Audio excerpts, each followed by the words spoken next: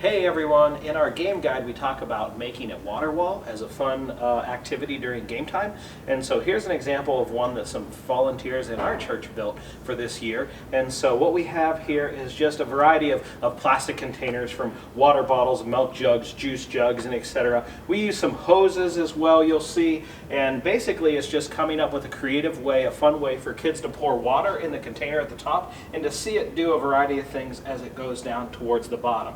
So we have some hoses that bring it across the way. You know, we have just kind of straight zigzag patterns. You can come up with any creative ways that you want. The materials are simple. Of course, we just have used water jugs and water bottles here. We bought some zip ties and a large sheet of pegboard here, and that just makes it easy to attach the zip ties to your bottles.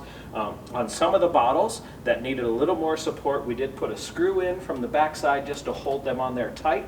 And this was a great way for a number of kids at one time to be using the water wall at once. We have like 5 or 6 different starting points, so many kids could do this at the same time, and they can kind of go down the line and see the different varieties. So, you know, come up with your own creative materials, your own creative designs, and make a fun water wall for your kids.